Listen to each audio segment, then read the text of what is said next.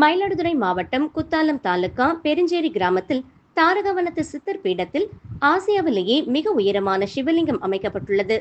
54 அடி உயரத்தில் அமைக்கப்பட்டுள்ள இந்த பிரம்மாண்ட சிவலிங்கத்தின் கும்பாபிஷேக விழாவில் பங்கேற்பதற்காக கனடா, ரஷ்யா, கஜகஸ்தான், உக்ரைன் உள்ளிட்ட 10 வெளிநாடுகளைச் சேர்ந்து 40 வெளிநாட்டவர்கள் கடந்த ஒரு வார காலமாக மயிலாடுதுறையில் முகாமிட்டுள்ளனர். இவர்கள் மயிலாடுதுறையை சுற்றியுள்ள பல்வேறு கோவில்களுக்கு சென்று வழிபாடு செய்து வருகின்றனர்.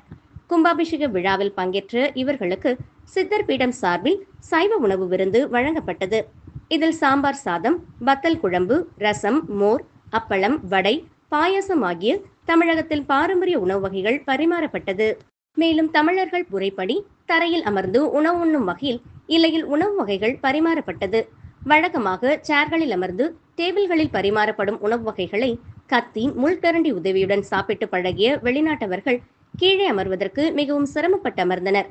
கைகளால் சாதத்தை பிசைந்து உண்பதற்கு சிரமப்பட்டாலும் அவற்றை ரசித்து ருசித்து உண்டனர். ஒரு சிலர் இலையில் ஸ்பூன் உதவியுடன் உணவை எடுத்து சாப்பிட்ட நிலையில் மற்றும் சிலர் அப்பளத்தை ஸ்பூன் போல உபயோகம் செய்து சாதத்தை உண்ட காட்சி ரசனை உண்டாக்கியது. இவ்வாறு பரிமாறப்பட்ட தமிழ் உணவு தங்களுக்கு மிகவும் பிடித்திருந்ததாகவும், வாசனை பொருட்களுடன் இவற்றை உண்டதால் தங்களுக்கு மிகுந்த சக்தி ஏற்பட்டதாகவும், கைகளால் உண்பது தங்களுக்கு பிடித்தமாக உள்ளது என்றும் அவர்கள் அப்போது தெரிவித்தனர். My name is Katie. I'm from Ukraine, from the city Odessa, and this is my first time in India.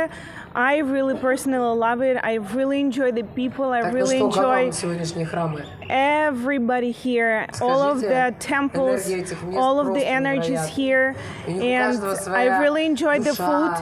It's perfectly tasty, and I really like to eat with hands.